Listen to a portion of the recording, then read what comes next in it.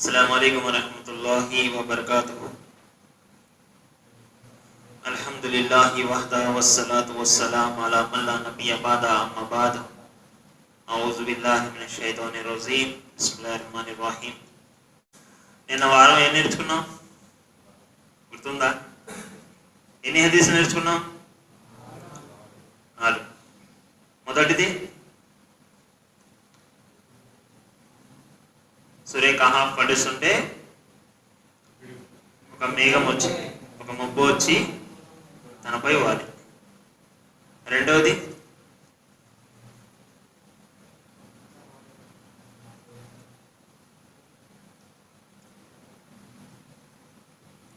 చెప్పాలి.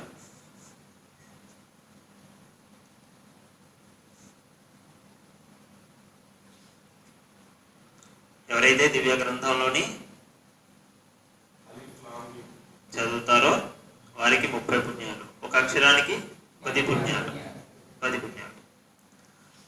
మూడవది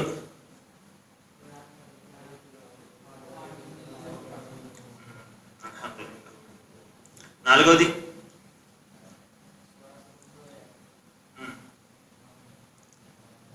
ఎలాగైతే ప్రపంచంలో ఖురాన్ చదువుతూ ఉన్నామో అదేవిధంగా చదువుకుంటూ వెళ్ళిపోమని అల్లాహ్ తాలా అక్కడ చెప్తాడు. అదేనా చదివాము?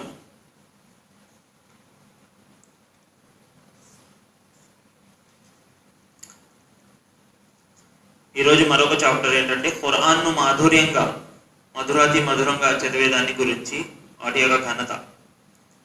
దానికి సంబంధించి ఈరోజు కూడా ఎక్కువ మంది ఉన్నారు మాషాల్లా. అందుకే చిన్న చిన్న హదీసులు 3 హదీసులే తీసుకున్నాము.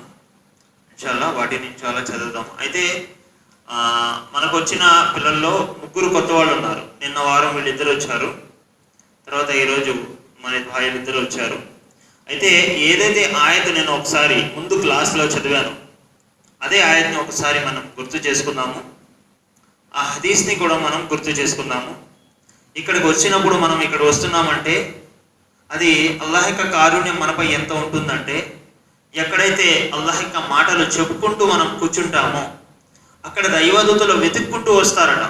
సహీహ్ బుఖారీ హదీస్లో వస్తుంది, దైవదూతలు వెతుక్కుంటూ వస్తారు. అల్లాహ్ యొక్క నామస్మరణ ఎవరు చేస్తున్నారు, ఎక్కడ జరుగుతుంది అని వారు వెతుక్కుంటూ వస్తారట. ఎక్కడైతే అల్లాహ్ యొక్క నామస్మరణం ఇలాంటి మాటలు ఎక్కడైతే జరుగుతున్నాయో అక్కడికి వచ్చేయగానే మిగిలిన దైవదూతల్ని కూడా వారు పిలుస్తారట. ఇక్కడ ఉన్నారు, రండి, అల్లాహ్ యొక్క ఆరాధన, అల్లాహ్ యొక్క నామస్మరణ చేసేవారు ఇక్కడ కూర్చుని ఉన్నారు, మీరంతా ఇక్కడికి వచ్చేయండి అని మిగిలిన దైవదూతల్ని కూడా ఈ దైవదూతలు పిలుస్తారు. మరి దైవదూతలందరూ వచ్చేసి వారి యొక్క రెక్కల్ని కప్పుతారు. ఎక్కడైతే మనం ఇక్కడ కూర్చున్నామో ఈ సమావేశంలో అక్కడ వారి యొక్క రెక్కల్ని కప్పుతారట. ఇంకా ఇలా అంటూ ఉంటారు, వాళ్ళ వీరి పాపాలను క్షమించు, వాళ్ళ వీరిపై కరుణ చూపు అని చెప్పి అల్లాహ్తో దువా చేస్తూ ఉంటారు, ప్రార్థిస్తూ ఉంటారట. కాబట్టి ఇలా రావటము ఇది మామూలు విషయం కాదు. ఇక్కడ కూర్చోవడము మన యొక్క టైం వేస్టో కాదు, మన కోసము దువా చేస్తున్నారు. ఎవరు? దైవదూతలు అల్లాహ్ వద్ద. వీరి యొక్క పాపాలు క్షమించు, వీరిపై కరుణ చూపు అని చెప్పి. అలాంటి సమావేశాలు మసీద్లో జరిగేటటువంటి ఇస్తమాలు కావచ్చు, లేదా ఇలా దర్సే హదీస్ కావచ్చు, బయాన్లు కావచ్చు, ఈ యొక్క సమావేశాల్లో చాలా చాలా ఘనత ఉంది సుధర్మలు. అలాగే మరొక ఆయతను కూడా గుర్తు చేసుకుందాము. ఏదైతే ముందు పఠించాను ముందు క్లాస్లో సూర నహల్లోని 78వ ఆయత్ అది. అల్లాహ్ సుబ్హానహు వ తఆలా ఏమంటున్నాడు, ఆయన అల్లాహే మిమ్మల్ని మీ మాతృగర్భాలలో నుండి తీశాడు, పుట్టించాడు. మనం తల్లి గర్భం నుంచే కదా వచ్చాము, అవునా? తల్లి గర్భాలలో పెట్టి మేము మిమ్మల్ని పుట్టించాము అని అల్లాహ్ అంటున్నాడు. ఆ తర్వాత మీకు వినే శక్తినిచ్చాడు, ఆ తర్వాత మీకు చూసే శక్తినిచ్చాడు. ఈరోజు సైన్స్ ఏం చెప్తుందో తెలుసా?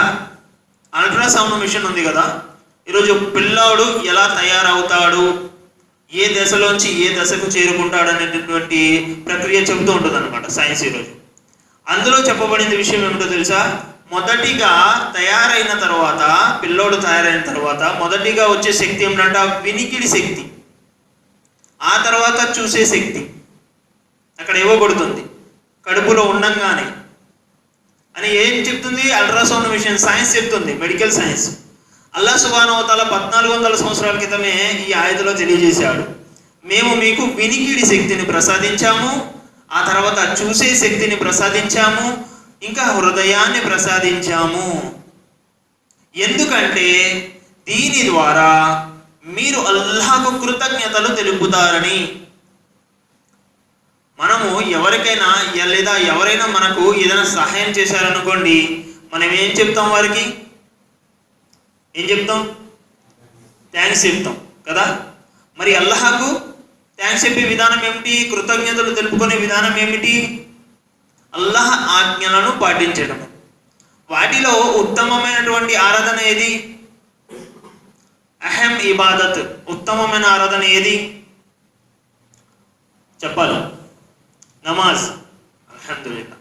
మరి ఆ నమాజు జుమా కాక మిగిలిన రోజుల్లో మనం ఎన్ని నమాజులు చదివాము? మనం ఇక్కడ ఉన్న వాళ్ళు జుమా కాకుండా మామూలు రోజుల్లో 5 పూటల నమాజు, అందులో ఎన్ని చదివాము మనం? ఎవరైనా చేయొద్దండి, ఎవరు చదవలేదా? 5 పూటల నమాజ్ మనపై ఫర్జ్, అవునా? ఇందులో ఏ మాత్రము కూడా క్షమాపణ లేదు, తప్పనిసరిగా చేయాల్సిందే. ఓకే, మీకు చదువు ఉంది, చదువుతున్నారు, స్టూడెంట్స్ కాబట్టి చదువు ఉంటుంది, ఏదో ఎగ్జామ్ ఉంటుంది. ఆ తర్వాత మీరు ఇంటికి ఎప్పుడు వచ్చేస్తారు? మహా అయితే పొద్దున 9ంటికి వెళతారు, లేదా ఇంకా ముందు వెళ్ళిపోతారు. 12ంటికి 1 గంటకి లంచ్ అవుతుంది, ఆ తర్వాత మళ్ళీ క్లాస్ ఉంటుంది. 6-5 కంటే ఎక్కువ టైం తీసుకోరు కదా సాయంత్రము. లాస్ట్ టైం 6 అనుకుందాం. ఆ తర్వాత మనకి మగ్రిబ్ ఇషా 2 దొరుకుతాయి. 2 నమాజులు మనం చేస్తున్నామా? అంటే మనం చదువు కోసము డిస్టర్బ్ చేయట్లేదు స్టూడెంట్స్ని, చదువు పాడవకూడదు. కానీ నమాజు ఎలాంటిదంటే, ఎప్పుడైతే మీరు నమాజ్లో దృష్టి పెడతారో అల్లాహ్ యొక్క సహాయం మీపై ఉంటుంది. ఎప్పుడైతే అల్లాహ్ యొక్క సహాయం ఉంటుందో మీ చదువు కూడా చాలా చక్కగా సాగుతుంది. అల్లాహ్ యొక్క సహాయం ఉండాలి. అల్లాహకు మనం కృతజ్ఞతలు తెలపాలంటే అల్లాహ్కి అనుగ్రహం మనపై ఎంత ఉంది? అల్లాహ్ సుబ్హానహు వ తఆలా మనకి వినే శక్తిని, చూసే శక్తిని ఇచ్చానంటున్నాడు. అదే ఇవ్వకపోతే మనల్ని ఏమంటారు బయట? అరే ఈడు గుడ్డువాడురా, ఈడు చెవిటోడురా అంటారు. ఆ లోపం లేకుండా మనల్ని అల్లాహ్ సుబ్హానహు వ తఆలా పుట్టించాడు కదా. మరి అల్లాహకు మనం కృతజ్ఞతలు ఎంతవరకు తెలుపుతున్నాము? నమాజ్ మనం చదవాలి. నమాజ్లో కూడా మెడికల్గా చాలా లాభాలు ఉన్నాయి. ఇన్షాల్లా ముందు ముందు అవి కూడా ఒక్కొక్కటి మనం తెలుసుకుందాము. నమాజ్ చదవడం కూడా చాలా లాభం. మేధాశక్తి చాలా ఎక్కువగా పెరుగుతుంది, మనకు శక్తి చాలా ఎక్కువగా పెరుగుతుంది నమాజ్ చదవడంలో. ఎందుకంటారేమో సజ్దాలో దాని యొక్క ప్రభావం మనకు కనిపిస్తుంది.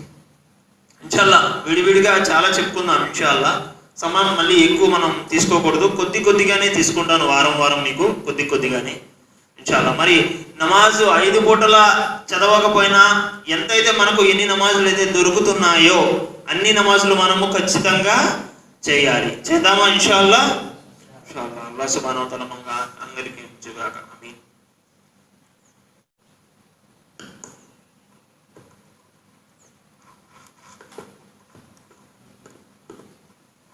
అస్సలాము అలైకుం వరహ్మతుల్లాహి వబరకాతుహు.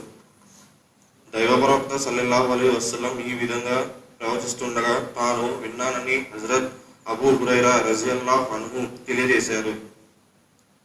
సుమధుర స్వరంతో గొంతెత్తి ఖురాన్ పారాయణం చేసే దైవ ప్రవక్త కంఠ స్వరాన్ని శ్రద్ధగా ఆలకించినట్లుగా దేవుడు మరే స్వరాన్ని ఆలకించాడు.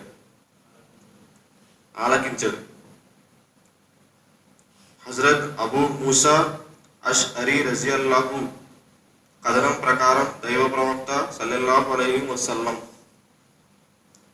తనతో ఇలా అన్నారు: నీకు హజరత్ దావుద్ అలైహిస్సలాం గారి స్వర మాధుర్యంలో ఒక భాగం ప్రసాదించబడింది.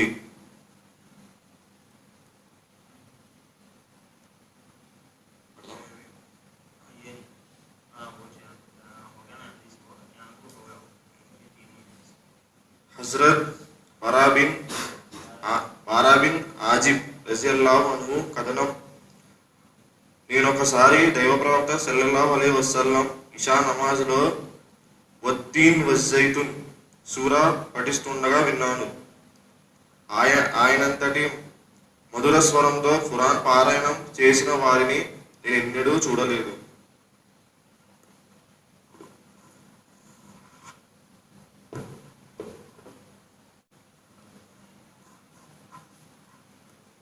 అస్సలాము అలైకుం వరహ్మతుల్లాహి వబరకాతుహు.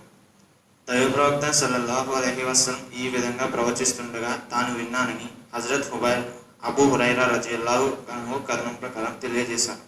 సుమధుర స్వరంతో గొంతెత్తి ఖురాన్ పారాయణం చేసే దైవ ప్రవక్త కంఠస్వరాన్ని శ్రద్ధగా ఆలకించినట్లుగా దేవుడు మరే స్వరాన్ని ఆలకించడు. హజరత్ మూసా అష్హరి రజియల్లాహు కథనం ప్రకారం దైవ ప్రవక్త సల్లల్లాహు అలైహి వసల్లం తనతో ఇలా అన్నారు: నీకు హజరత్ దావుద్ అలైహి గారి స్వర మాధుర్యంలో ఒక భాగం ప్రసాదించబడింది. హజరత్ బారా బిన్ అజీబ్ రజియల్లాహు కథనం ప్రకారం నేను ఒకసారి దైవ ప్రవక్త సల్లల్లాహు అలైహి వసల్లం ఇషా నమాజులో వద్దీన్ వజైతున్ సూరా పఠిస్తుండగా విన్నాను. ఆయన సంతటి మధుస్వరంతో ఖురాన్ పారాయణం చేసే వారిని నేనెన్నడూ చూడలేదు. అస్సలాము అలైకుం వరహ్మతుల్లాహి వబరకాతుహు. దైవ ప్రవక్త సల్లల్లాహు అలైహి వసల్లం ఈ విధంగా ప్రవచించారు. తాను విన్నానని హజరత్ అబూ హురైరా రజియల్లాహు అన్హు తెలియజేశారు. సుమధుర స్వరంతో గొంతెత్తి ఖురాన్ పారాయణం చేసే దైవ ప్రవక్త కంఠ స్వరాన్ని శ్రద్ధగా ఆలకించినట్లుగా దేవుడు మరే స్వరాన్ని ఆలకించడు. హజరత్ అబూ మూసా అష్అరీ రజియల్లాహు అన్హు కథనం ప్రకారం దైవ ప్రవక్త సల్లల్లాహు అలైహి వసల్లం తనతో ఇలా అన్నారు: నీకు హజరత్ దావూద్ అలైహిస్సలాం గారి స్వరం మాధుర్యంలో ఒక భాగం ప్రసాదించబడింది. హజరత్ బారా బిన్ అజీబ్ రజియల్లాహు అన్హు కథనం ప్రకారం నేను ఒకసారి దైవ ప్రవక్త సల్లల్లాహు అలైహి వసల్లం ఇషా నమాజ్లో వద్దీన్ వజైతున్ సూరా పఠిస్తుండగా విన్నాను. ఆయనంతటా మాధుర్య స్వరంతో ఖురాన్ పారాయణం చేసేవారిని నేనెన్నడూ చూడలేదు.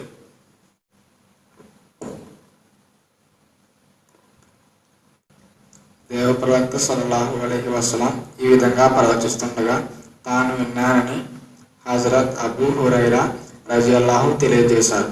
సముద్ర స్వరంతో గొంతెత్తి ఖురాన్ పారాయణం చేసే దేవ ప్రవక్త కంఠస్వరాన్ని శ్రద్ధగా ఆలకించినట్లుగా దేవుడు మరే స్వరాన్ని ఆలకించడు.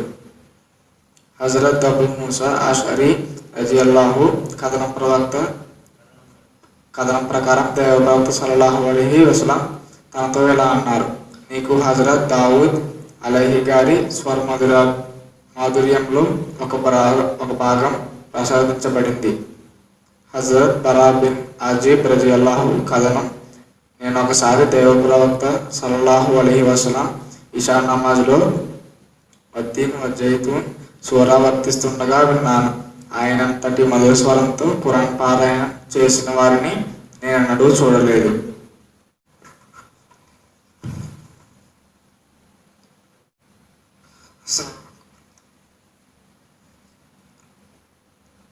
దైవ ప్రవక్త సల్లల్లాహు అలైహి వసల్లం ఈ విధంగా ప్రవచిస్తుండగా తాను విన్నానని హజరత్ అబూ హురైరా రజియల్లాహు అన్హు వారు తెలియజేశారు.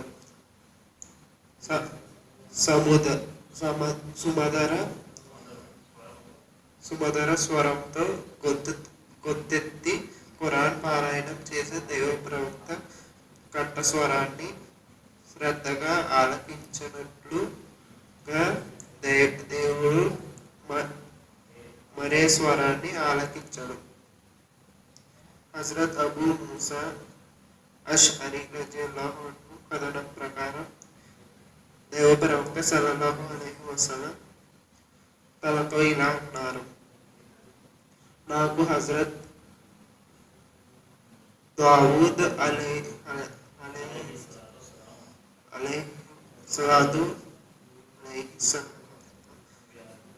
గారి స్వర మాధుర్యంలో ఒక భాగం ప్రసాదించబడింది. ముస్లిం హజరత్ బరా బిన్ అజీబ్ రజియల్లాహు అన్హు కథనం ప్రకారం నేను ఒకసారి దైవ ప్రవక్త సల్లల్లాహు అలైహి వసల్లం ఇషా నమాజులో వద్దీని వజ్జైతు సూరా పఠిస్తుండగా విన్నాడు. ఆయనంతటి మధుర స్వరంతో ఖురాన్ పారాయణం చేసిన వారిని నేనెన్నడూ చూడలేదు. అస్సలాము అలైకుం వరహ్మతుల్లాహి వబరకాతుహు. దైవ ప్రవక్త సల్లల్లాహు అలైహి వసల్లం ఈ విధంగా ప్రవర్తిస్తుండగా తాను విన్నానని హజరత్ అబూ హురైరా రలియల్లాహు అన్హు తెలియజేశారు.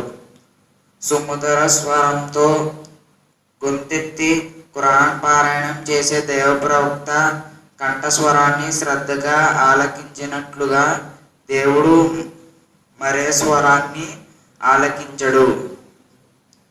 హజరత్ అబూ మూసా అష్అరీ రలియల్లాహు అన్హు కథనం ప్రకారం దైవ ప్రవక్త సల్లల్లాహు అలైహి వసల్లం తనతో ఇలా అన్నారు: నీకు హజరత్ దావూద్ అలైహిస్సలాం గారి స్వర మాధుర్యం ఒక భాగం ప్రసాదించబడింది. హజరత్ బరా బిన్ ఆజిబ్ రలియల్లాహు అన్హు కథనం ప్రకారం నేనొకసారి దైవ ప్రవక్త సల్లల్లాహు అలైహి వసల్లం ఇషా నమాజ్ లో వద్దీని వజ్జైతూన్ సూరా పఠిస్తుండగా విన్నాను. ఆయనంతటా మధుర స్వరంతో ఖురాన్ పారాయణం చేసిన వారిని నేనెన్నడూ చూడలేదు. అస్సలాము అలైకుం. దైవ ప్రవక్త సల్లల్లాహు అలైహి వసల్లం ఈ విధంగా ప్రవచిస్తుండగా తాను విన్నానని హజరత్ అబూ హురైరా రజియల్లాహు అన్హు వారి తెలియజేశారు.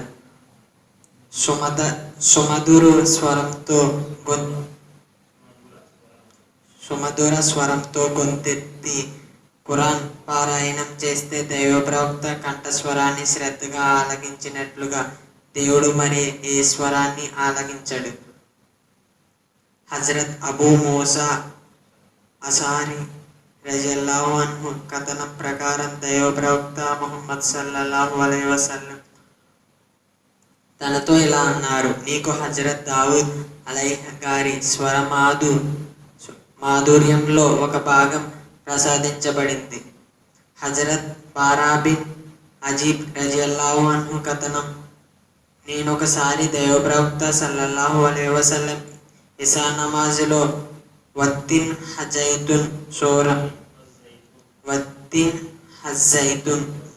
వజ్జైతూన్ సూరా పఠిస్తుండగా విన్నాను. ఆయనంతటి మధుస్వరంతో ఖురాన్ పారాయణం చేసేవారిని నేనెన్నడూ చూడలేదు. దైవ ప్రవక్త సల్లల్లాహు అలైహి వసల్లం గారు ఈ విధంగా ప్రవచిస్తుండగా తాను విన్నానని హజ్రత్ అబూ హురైరా రజియల్లాహు అన్హు వారు తెలియజేశారు. సుమధుర స్వరంతో గొంతెత్తి ఖురాన్ పారాయణం చేసే దైవప్రవక్త కంఠస్వరాన్ని శ్రద్ధగా ఆలకించినట్లుగా దేవుడు మరే స్వరాన్ని ఆలకించడు. హజ్రత్ అబూ మూసా అష్అరీ రజియల్లాహు అన్హు వారి కథనం ప్రకారం దైవప్రవక్త ముహమ్మద్ సల్లల్లాహు అలైహి వసల్లం గారు తనతో ఇలా అన్నారు: నీకు హజరత్ దావూద్ అలైహి గారి స్వర మాధుర్యంలో ఒక భాగం ప్రసాదించబడింది. హజ్రత్ బారా బిన్ ఆజీబ్ రజియల్లాహు అన్హు వారి కథనం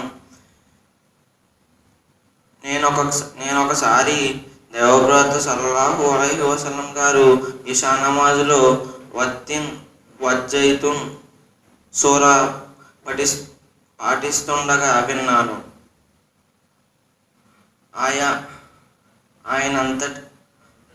ఆయనంతటి మధుర స్వరంతో ఖురాన్ పారాయణం చేసిన వారిని నేనెన్నడూ చూడలేదు.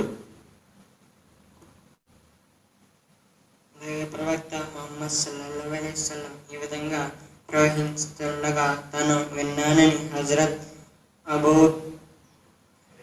హురైరా రజియల్లాహు తెలియజేశారు.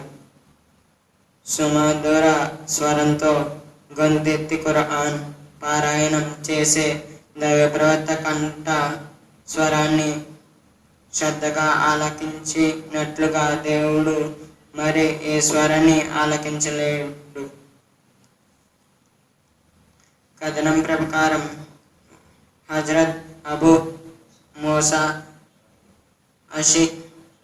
అషహరి రజియల్లాహు అన్హు కథనం ప్రకారం దైవ ప్రవక్త ముహమ్మద్ సల్లల్లాహు అలైహి వసల్లం తనతో ఎలా అన్నారు, నీకు హజరత్ దావూద్ అలైహిస్సలాం గారి మాధుర్యంలో ఒక భాగం ప్రసాదించబడింది. హజరత్ బారా బిన్ అజీబ్ రజియల్లాహు అన్హు కథనం,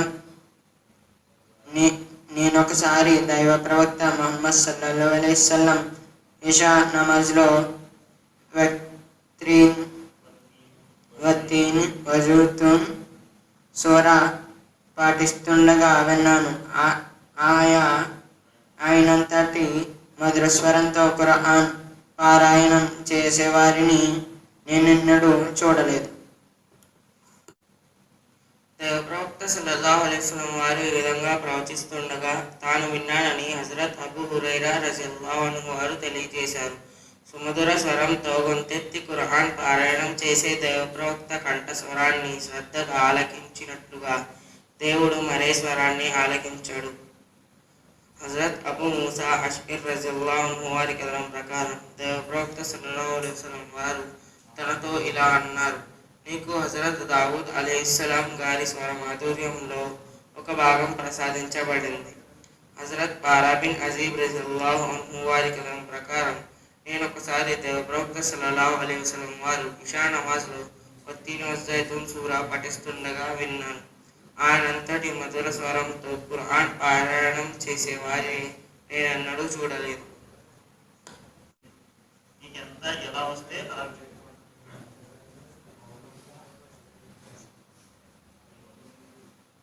దైవ ప్రవక్త సల్లల్లాహు అలైహి వసల్లం ఈ విధంగా ప్రవచించు ఉండగా తాను విన్నానని హజరతు అబూ రజియల్లాహు తెలియజేశారు. సుమధుర స్వరముతో గొంతెత్తి ఖురాన్ పారాయణం చేసే దైవ ప్రవక్త అంతఃస్వరాన్ని శ్రద్ధగా ఆలకించినట్టుగా దేవుడు మరొక స్వరాన్ని మరి ఏ స్వరాన్ని ఆలకించుడు.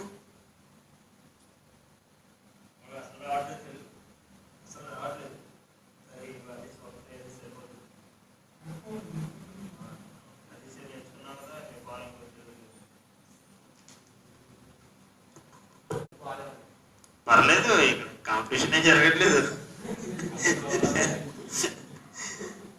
ఎలా ఉన్నా చదవాలి మనం. మన గొంతుతో ఇక్కడ కాంపిటీషన్ ఏమీ లేదు. ఎవరు ముందు చదువుతున్నారు, బాగా చదువుతున్నారని. అల్హమ్దులిల్లా, అందరూ బాగా చదివారు. అల్హమ్దులిల్లా, అల్లాహ్ యొక్క దయాకరుణను. అయితే 3 హదీసులు చదివాం మనం. మొదటి హదీస్ దేని గురించి చదివామా?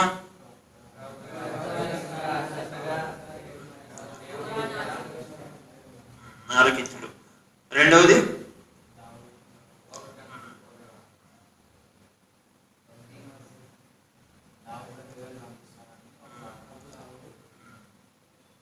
మూడవది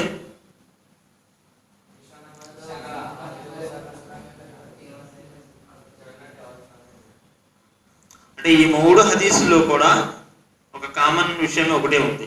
అదేమిటి? ఖురాన్ని మాధుర్యంతో చదవడం. అవునా? మరి ఖురాన్ని మాధుర్యంతో చదవడం అంటే మామూలుగా మనం ఇలాగా చదువుకుంటూ వెళ్ళడం కంటేను ఉత్తమ పద్ధతిలో చదవాలి.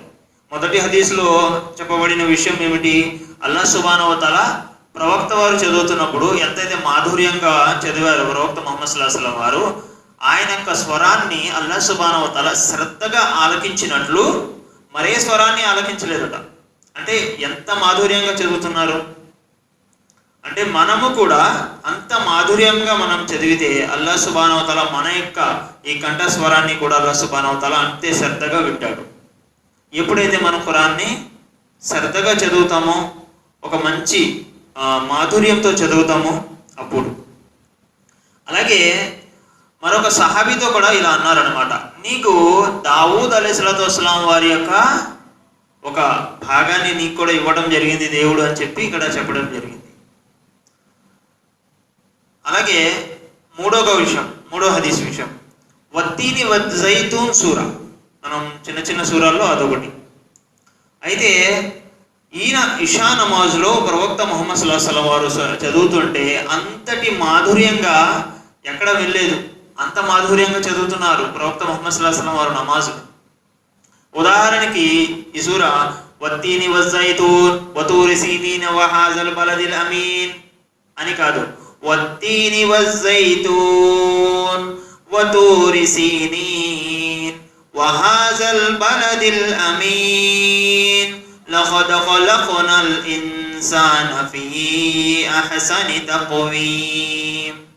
ఈ విధంగా మాధుర్యంతో, అంటే నాకు ఇలా వచ్చు, మీకు నాకంటే బాగా వచ్చు, అలా ఒక్కొక్కరిని మించి ఒకరు ఉంటారు చదవడంలో, మాధుర్యంలో. అలా మనం చదువుకుంటూ వెళ్ళాలి. అది నమాజ్లో అయినా, వేరేగా మనం ఖురాను పఠిస్తున్నప్పుడైనా మనం ఖురాన్ని కంఠస్థము నేర్చుకోవాలి, చదువుతూ ఉండాలి. ఒక్క ఆయతైనా. నిన్న వారం చెప్పుకున్నాం కదా, మరి ఈ వారంలో ఎవరు చదివారు? ఎవరెవరు చదివారు? ఎవరు చదవలేదు. ఖురాన్ని యాప్ రూపంలో ఎక్కించుకోండి ఫోన్లో. మీరు మసీద్కి వచ్చి ఖురాన్ తెరిచి చదవాలి అంటే టైం దొరకదు. ఒక విషయంగా ఒక అదృష్టం ఏంటంటే మనకు యాప్ రూపంలో కూడా వచ్చేసింది అది. అల్ ఖురాన్ మీరు ఎక్కించుకోండి ఆండ్రాయిడ్ ఫోన్లో. రోజుకి ఒక ఆయత చదవండి, దాని యొక్క అర్థాన్ని చదవండి. ఇన్షాల్లా చాలా విషయాలు తెలుస్తూ ఉంటాయి. రోజుకి ఒక ఆయత చదివినా చాలు. అలా ఒక్కొక్కటి చదువుతూ ఉండాలి. ఇన్షాల్లా చాలా విషయాలు మనం ఎలా నడుచుకోవాలనే పూర్తి మాన్యువల్ అది. మన జీవితానికి మాన్యువల్, మనం ఎలా నడుచుకోవాలనేది పూర్తి విధానం అందులో ఉంది. దానికి వివరణగా ఈ హదీసులు, మనకు ఏదైనా విషయం మనకు అర్థం కాలేదు, దాని యొక్క తఫ్సీర్లోకి మనం వెళితే దాంట్లో హదీస్ ఉంటుందన్నమాట. ఆ హదీస్ యొక్క వివరణ మనం చదివితే దాని ఆయత యొక్క పూర్తి అర్థం ఏంటనేది కూడా మనకు తెలుస్తుంది. ఇన్షాల్లా చదువుదామా మరి? ఇన్షాల్లా మరి మానకూడదు. మరి ఇప్పుడు మనం ముందు మాట్లాడుకున్నది ఏంటి క్లాస్లో? ప్రధానమైన ఆరాధన ఏమిటి? నమాజ్. మరి జుమా కాకుండా మనం మిగిలిన రోజుల్లో ఎంతైతే మనకు సమయం దొరుకుతుందో, అది జొహర్ దొరుకుతుందా, లేదా అసర్ సమయం దొరుకుతుందా, మగరిబా, ఇషా, ఏ నమాజ్ దొరికితే ఆ నమాజ్కి రండి. నమాజ్ వదిలేసి మనం ఎన్ని చేసినా లాభం లేదు. నమాజ్ కూడా మనం చదవాలి. అది ఉత్తమమైన ఆరాధన. ఓకేనా? ఇన్షాల్లా చదువుదాం మరి అందరూ. బాబాజీ గారు 2 విషయాలు చెప్తారు ఇన్షాల్లా, ఒక 5 నిమిషాలు. అస్సలాము అలైకుం వరహమతుల్లాహి వబరకాతుహు. అల్హమ్దులిల్లా. మరి మీ అందరికీ కూడా శుభాశీస్సులు. ఎందుకంటే మరి ప్రతి ఆదివారం కూడా క్రమం తప్పకుండా చక్కగా ఇలా వచ్చి మరి హదీసులు నేర్చుకుంటున్నారు. మరి ఈ హదీసుల్ని మరి కట్టతా పడుతున్నారా లేదా అనేది నాకు తెలియదు, కానీ ఈ హదీసులు మీ మనసులోకి వెళుతున్నాయా లేదా అనేది నాకు ఒకసారి చెప్పాలి. ఈ యొక్క ఇక్కడ మనం అభ్యసించేటటువంటి హదీసులు ఏవైతే ఉన్నాయో అవి మన మనసుల్లో ఉండాలి. ఎందుకంటే ఏమి నేర్చుకున్నామయ్యా అంటే మనం మర్చిపోయామని అంటే దానికి అసలు సంబంధం ఉండదన్నమాట. కాబట్టి మనం నేర్చుకునే ప్రతి హదీసు కూడా మన మనసులోకి లోతుగా వెళ్ళాల్సి ఉంటుంది. ఇకపోతే ఈరోజు నేను చెప్పబోయే అంశం ఏమిటంటే ఇస్లాం మరియు ఆరోగ్యం మరియు బర్కత్, అంటే శుభం అన్నమాట. ఇప్పుడు ఉదాహరణకి మనం ఏదైనా ఒక పని చేసే ముందు ఏమనుకోవాలి? ఏదైనా ఒక పనికి మొదలుపెట్టాము, ఏదైనా రాయడానికి మొదలుపెట్టాము, ఏమనుకోవాలి మనం? షరియత్ ప్రకారంగా ఏమనుకోవాలి? బిస్మిల్లా అనుకోవాలి. అంటే బిస్మిల్లాతో ప్రారంభించాలి. బిస్మిల్లా అంటే ఏంటి అర్థం? బిస్మిల్లా అంటే అల్లా పేరుతో అని. అంటే అల్లా పేరుతో నేను ప్రారంభిస్తున్నానని చెప్పాను. అంటే అల్లా పేరుతో ప్రారంభించకపోయినటువంటి పనులు ఏదైనా ఉంటే అవి శైతాన్ పరమైపోతాయి అన్నమాట. అంటే మీరు భోజనం చేస్తున్నారు, భోజనం మొట్టమొదటి ముద్ద పెట్టుకునేటప్పుడు ఏమనుకోవాలి? బిస్మిల్లా అనుకుంటూ భోజనం ప్రారంభించాలి. అలాగే ఏదైనా స్కూల్లో ఉన్నారు, కాలేజీలో ఉన్నారు, ఏదైనా రాయడానికి బుక్ తీశారు, ముందు మనం బిస్మిల్లా అనుకుని ప్రారంభించాలి. అవునా కదా? తప్పనిసరిగా ప్రారంభించాలి. మరి అలాగే ఏదైనా ప్రయాణానికి బయలుదేరే ముందు కానీ, మరి ఏదైనా విషయంలో కానీ ఏదైనా కూడా మనం 2 చోట్ల తప్ప వేరే చోట్ల ఎప్పుడైనా కూడా మనం బిస్మిల్లాతో ప్రారంభించాలి. 1 పాస్కి వెళ్ళినప్పుడు, 2 ల్యాబొరేటరీకి వెళ్ళినప్పుడు బిస్మిల్లా అనకూడదు, మిగిలిన టైంలో అనొచ్చు. కాబట్టి ఏంటంటే బిస్మిల్లా యొక్క బర్కత్ ఏంటంటే, మీకు చిన్న ఉదాహరణగా చిన్న స్టోరీ చెప్తాను. ఒకసారి 2 శైతాన్లు ఎదురుపడ్డాయి. 2 శైతాన్లు ఒకదానికి ఒకటి ఎదురుపడ్డాయి అన్నమాట. ఒక శైతాన్ అయితే చాలా లావుగా ఉంది, ఇంత లావుగా ఉంది శైతాన్. కానీ రెండో శైతాను బక్క పలసగా ఇలాగా గాలేస్తే పడిపోయేలా ఉంది. అది ఈ 2 కలుసుకున్నాయి అన్నమాట. కలుసుకున్నాక ఒకరికొకరు మంచి చెడ్డ మాట్లాడుకుంటున్నాయి. మాట్లాడుకున్న తర్వాత ఈ బక్కా శైతాన్ అడిగిందనమాట, ఏంటి నువ్వు అంత లావు అయిపోతున్నావు, ఇంత లావుగా ఉండడానికి కారణం ఏంటి అని చెప్పేసి అడిగిందనమాట. అడిగితే ఆ శైతాను, లావుగా ఉన్నటువంటి శైతాన్ చెప్తుందనమాట, నేను ఒక ఇంట్లో ఉంటాను, ఆ ఇంట్లో వాళ్ళు ఎవరు కూడా బిస్మిల్లా పలకరు, కాబట్టి వారు తిన్నది తాగేది అంతా కూడా నా పరవ అయిపోతుంది, కాబట్టి నేను లావు అయిపోతున్నాను. అదే సంగతి. అయితే మా ఇంట్లో వాళ్ళు అందరూ కూడా బిస్మిల్లా అంటూ ఉంటారు, అందుగురించేనే నేను ఇలా అయిపోతున్నానని చెప్పేసి శైతాన్ ఎప్పుడు తెలుసుకుంటుంది అనమాట. అంటే దీన్ని బట్టి మనకి అర్థమయ్యేది ఏంటంటే, మనం బిస్మిల్లా పలకకుండా ఏ పని చేసినా కూడా అది శైతాన్ పరం అయిపోతుంది అనేది మీరు గుర్తుంచుకోవాలి. భోజనం చేస్తున్నాం, బిస్మిల్లా పలకలేదు, పలకలేకపోతే ఏమవుతుంది? ఆ భోజనం ఎవరి పరం అయిపోతుంది? శైతాన్ పరం అయిపోతుంది. శైతాన్ లాగేసుకుంటాడు అనమాట ఆ బర్కత్ని, ఆ యొక్క శుభాన్ని లాగేసుకుంటాడు. ఎప్పుడైతే బిస్మిల్లా అని మనం పలికామో వాడి కంటి ముందు తెరలు పడిపోతాయి అన్నమాట. బిస్మిల్లా పదం ఎప్పుడైతే పలికామో వాడి కంటి ముందు తెరలు పడిపోతాయి. ఇదే విషయాన్ని మనం చాలా విషయాల్లో గుర్తించుకోవాలి. బిస్మిల్లా అనేది చాలామంది బట్టలు మార్చుకుంటూ ఉంటారు. ఈ బట్టలు మార్చుకునే సమయంలో కూడా మన మర్మాంగాలు ఏ అయితే బయటికి కనిపిస్తాయో అటువంటి పరిస్థితుల్లో బిస్మిల్లా పలకాలి. అప్పుడు బిస్మిల్లా పలికితే శైతాన్ మనల్ని ఆక్యుపై చేసుకోకుండా ఉంటాడనమాట. అంటే ఆ మర్మాంగాలకు సంబంధించినటువంటి అశ్లీలమైనటువంటి కార్యాలు పురుగొలుపుతాడు వాడు. కాబట్టి మనం బట్టలు విప్పేటప్పుడు కూడా మర్మాంగాలు ఏమైనా బయటపడేటటువంటి అవకాశం ఉన్నా ఇమీడియట్గా బిస్మిల్లా పలికి లింగి ఇప్పుతున్నాం, అలాగే ఫ్యాంట్ ఇప్పుకుంటున్నాం, బిస్మిల్లా పలికి ఇప్పుకోవాలి. అలాగే తొడిగేటప్పుడు కూడా దైవప్రవక్త సల్లల్లాహు అలైహి వసల్లం వారు మనకి ఏం చెప్పారంటే, బట్టలు ధరించే ముందు కూడా మనం తప్పనిసరిగా బిస్మిల్లా పలకాలి.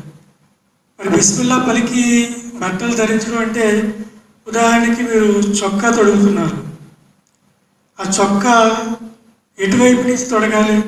ప్రవక్తల వారు మనకి ఏం చెప్పారు? కుడివైపు నుంచి తొడగాలి. అలాగే విప్పేటప్పుడు ఏం చేయాలి? ఎడమ వైపు నుంచి విప్పాలి. అలాగే ఫ్యాంట్ అయినా అంతే. అలాగే ఈ బిస్మిల్లా పలకడంలో ఉన్నటువంటి మనకు శుభాలు, ఎన్నో శుభాలు ఉన్నాయి. ఇంకా చెప్పాలంటే ఎన్నో శుభాలు ఉన్నాయి. కాబట్టి మనం ప్రతి విషయంలో కూడా ఇన్షాల్లా మనం ఏ పని చేయడానికి మొదలుపెట్టినా కూడా బిస్మిల్లా పలకడం మాత్రం ఎట్టి పరిస్థితుల్లోనే మర్చిపోవద్దు. అర్థమైందా? బిస్మిల్లా పలకడం మాత్రం మర్చిపోకండి. తర్వాత మనం ఏదైనా ఏ నమాజ్ కానివ్వండి చదవడానికి ముందు మనం ఏం చేయాలి? నమాజ్ చదవడానికి ముందు మనం ఏం చేయాలి? ఏం చేస్తే నమాజ్ అవుతుంది? వుజూ చేసుకోవాలి, అంతే కదా? వుజూ చేయకపోతే నమాజ్ అయ్యే పరిస్థితి లేదు. మరి ఈ వుజూ చేయడంలో కూడా మనకి ఎన్నో ఆరోగ్య రహస్యాలు ఉన్నాయి. మొట్టమొదటిగా మనం ఏం చేస్తాం? వుజూ చేయడానికి ముందు మనం ఏం చేస్తాం? చేతుల్ని పరిశుభ్రంగా కడుక్కుంటాం. ఈ రబ్బింగ్, ఈ చేతులు అలా రబ్ చేయడం వల్ల మన రక్తం యొక్క శుద్ధి, అంటే రక్తం ఫ్రీగా, అంటే ఎక్కడైనా రక్తం ఆగిపోయినా కూడా ఫ్రీగా తిరిగేటటువంటి, అంటే నరాల్లో ప్రవహించేటటువంటి అవకాశం ఉంటుంది. కారణం ఏంటంటే ఈ నరాల చివర్లు అనమాట. అంటే ఈ నరాలు ఇక్కడికి ఎండింగ్ అయిపోతాయి, ఇంకెక్కడి నుంచి నరం లేదు. కాబట్టి ఈ నరం మళ్ళీ వెనక్కి రావాల్సిందే అనమాట. ఎప్పుడైతే చేతులు ఎలా రబ్ చేసామో మన ఒంట్లో ఉన్నటువంటి రక్తం ఫ్రెష్గా ప్రవహించేటటువంటి అవకాశం ఉంటుందన్నమాట.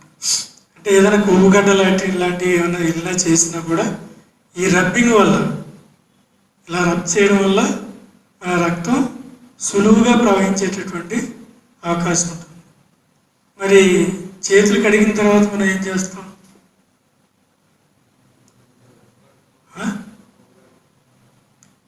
చేతులు కడిగిన తర్వాత నోట్లో నీళ్ళు వేసుకుని పుక్కిలించి వస్తాం, లేదంటే వేలితో శుభ్రంగా కడుక్కుంటాం. ఈ వేలితో కడిగేటటువంటి మన పంటి చిగుర్లు కానివ్వండి, పళ్ళు కానివ్వండి, అవి కూడా నరాలకి చివర్లేవి. ఎందుకంటే పంటికి ఏదైనా బాధ వచ్చిందంటే మనం తట్టుకోగలమా? తిప్పని బోటు వస్తుంది ఒక్కొక్కరికి, తట్టుకోలేరు అనమాట, ఏడ్చేస్తూ ఉంటారు. అంటే కారణం ఏంటంటే ఈ యొక్క నరాల చివర్లు ఉండేటటువంటి భాగాలు కాబట్టి వాటిని తోవడం వల్ల, అంటే ప్రవక్తల వారైతే మరి ఒక పందుంపులతో తోముకునేవారైన, దాన్ని ఏమంటారు? అది విస్వాక్ అనేటటువంటి పందుంపులతో తోముకునేవారు అనమాట. మనం అయితే అది అందుబాటులో లేదు కాబట్టి వేలితో తోముకుంటాం కాబట్టి ఎక్కువగా మనకి పంటి బాధలు వచ్చేటటువంటి అవకాశం ఉంటుంది. కారణం కూడా చెప్తారు. ఇప్పుడు మన పాలకొల్లు పట్టణంలోనే చూసుకుందాం. మరి ఈ పళ్ళకి సంబంధించినటువంటి దంత వైద్యశాలలు ఎన్ని ఉన్నాయంటే దాదాపుగా ఒక 20-30 ఉంటాయన్నమాట, దంతాలకు సంబంధించిన వైద్యశాలలు. మీరు ఏ వైద్యశాలకు వెళ్ళి చూసినా, వాళ్ళ లిస్టు చూసినా కూడా ముస్లింల పేర్లు చాలా తక్కువగా ఉంటాయి. కారణం ఏంటంటే ఈ దంతావధానం వల్ల.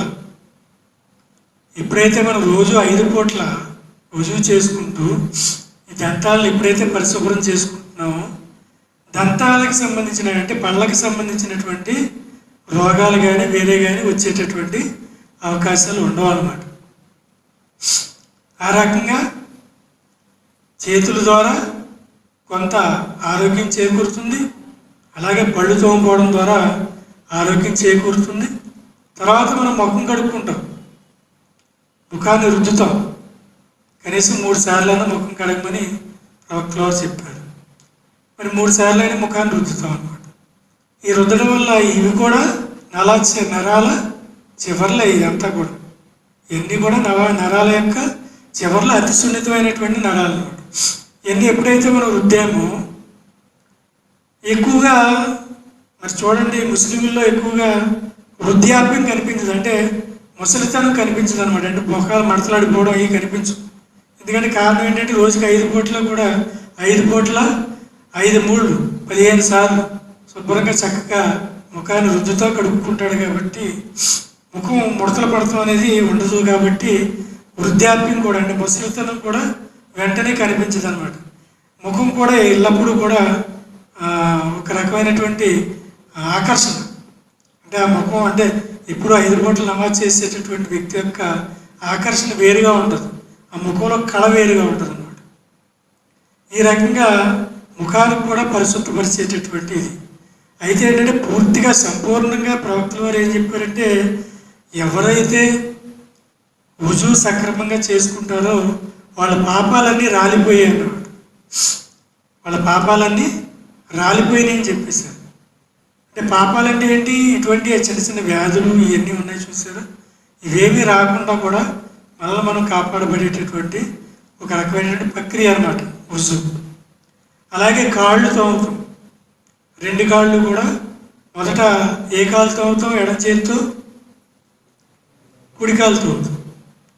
అలాగే ఎడమ కాలు కూడా తోముతాం. ఈ 2 కాళ్ళు కూడా చివర్లేంటి? నరాల యొక్క చివర్లే కదా. కాబట్టి వాటిని ప్రెషర్ చేయడం ద్వారా ఏమవుతుందంటే మనకు ఒక రకమైనటువంటి ఉత్సాహం కలుగుతుంది అన్నమాట.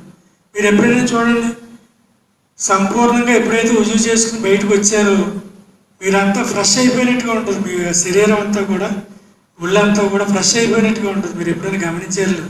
ఎక్కువగా గమనించడం కుదరదు, ఎందుకంటే నమాజ్కి లేట్గా వచ్చేవాళ్ళు ఉంటారు కాబట్టి, గబగబు రుజువు చేసుకుని నమాజ్కి పోయి నమాజ్లోకి వచ్చేస్తారు కాబట్టి అంత ఫ్రెష్గా మీరు తెలుసుకోరు అన్నమాట. కాబట్టి ఏంటంటే రుజువు ద్వారా మనకి ఆరోగ్యం చేకూరుతుంది, పుణ్యాలు చేకూరుతుంది. ఇకపోతే చివరిగా మనం ఏదైనా తాగే ముందు, తినే ముందు మనం బిస్మిల్లా అనుకుంటున్నాం కదా. మరి కొన్ని విధానాలు ప్రవక్తల వారు చెప్పారు. మనం మంచినీళ్ళు తాగేటప్పుడు ఏ విధంగా తాగాలి అని చెప్పారు? కూర్చుని తాగాలి. అంటే ఎక్కడ కూడా నిలబడి తాగకూడదని చెప్పేసి చెప్పబడింది. అంటే నిలబడి తాగడం వల్ల వచ్చేటటువంటి అనారోగ్యం కూడా ఇప్పుడు ప్రస్తుత పరిస్థితుల్లో శాస్త్రజ్ఞులు కనుగొంటున్నారనమాట. ఇటలీయో లేదా జర్మనీ శాస్త్రవేత్తలు మొన్న కనుగొన్నారనమాట. కనుగొని మీరు ఎప్పుడు కూడా నిలబడి నీళ్లు త్రాగడం వల్ల ఏమవుతుందంటే ఒకేసారి నీళ్లు వెళ్ళడం వల్ల ఆ పేగులకి ఆ వాటర్ గుద్దుకుని అక్కడ చిల్లులు పడేటటువంటి అవకాశం కూడా ఉందని కూడా చెప్పడం జరిగింది. అంటే స్పీడ్గా అనమాట. మనం బయట పైనుంచి ఇప్పుడు మనం మేడ మీద నుంచి ఓ బకెట్తో నీళ్లు వంపామనుకోండి, ఎంత స్పీడ్గా వెళ్ళిపోతాయి. అదే గ్లాస్తో మెల్లిగా ఎలా వంపుతున్నాం అనుకోండి, మెల్లిగా వెళ్తాయి. ఎప్పుడైతే మనం గుట్టుకుని తాగేసామో ఈ నీళ్ళు వెళ్ళి మన పేగులు కూడా నిదానంగా ఉండవు కదా. పేగులు ఎలా ఉంటాయి? ఇలాగే ఉంటాయి అన్నమాట. ఇలా వంకరగా ఉంటాయి. అంటే ఇలాగెళ్ళి రావు. కాబట్టి ఈ మడతల్లో ఆ వేగంగా వెళ్ళేటటువంటి నీరు గుద్దుకుని అక్కడ చిల్లులు పడేటటువంటి, అక్కడ డ్యామేజ్ అయ్యేటువంటి అవకాశం ఉంటుంది. ఎందుకంటే ఆ పేగుల చుట్టూ కూడా ఒక రకమైనటువంటి పలచటి పొర ఉంటుంది అనమాట. అంటే పేగులను కాపాడటం కోసం. కాబట్టి ఏంటంటే మనం స్పీడ్గా తాగకూడదు. కాబట్టి ప్రవక్తల వారు మనకి చెప్పిన పద్ధతి ఏంటంటే కూర్చోండి, తాగితీగా గ్లాసుతో నీళ్ళు తీసుకుని 3 గుక్కల్లో తాగండి అని చెప్పేసి అన్నారు. అంటే మొదటి గుక్క బిస్మిల్లా అని చెప్పి తాగుతాం, అలాగే 2వ గుక్క ఒకేసారి నీళ్లు పోసుకుని తాగేద్దని చెప్పేసి కూడా కూర్చుని కూడా తాగకూడదు. అలాగే అని చేత ఏంటంటే 3 గుక్కల్లో తాగమని చెప్పేసి ప్రవక్తల వారు చెప్పడం జరిగింది. ఈ రకంగా మనకి ఆరోగ్యపరమైనటువంటి సూత్రాలు మరి దైవ ప్రవక్త సల్లల్లాహు అలైహి వసల్లం వారు కూడా చెప్పడం జరిగింది. ఇకపోతే ఏంటంటే భోజనం చేసేటప్పుడు భోజనం కూడా చూడండి, చాలామంది మరి చాలా స్పీడ్గా తింటూ ఉంటారు. స్పీడ్గానే కాకుండా ఏదైనా కూర బాగుందనుకోండి, అదనంగా ఇంకొక 4-5 ముద్దలు వెళ్ళిపోతాయి. ఇంచేత కూర మంచిది, బాగుంది, రుచిగా ఉంది. కానీ ప్రవక్తల వారు చెప్పింది ఏంటంటే కడుపుని 3 భాగాలు చేయమన్నారు. అంటే మనం తినేటటువంటి ఆహారం ఈ కడుపుని 3 భాగాలు చేయమన్నారు.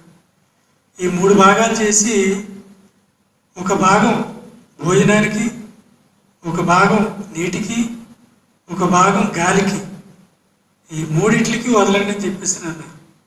అంటే ఒక భాగమే భోజనం చేయాలి. మనం ఉన్నది కదా అని ఎక్కువగా తినేయడం కాదు, ఒక భాగమే భోజనం. చూడండి, మనం కాస్త కూర బాగుంది, మరి ఎక్కువ తినేసాము.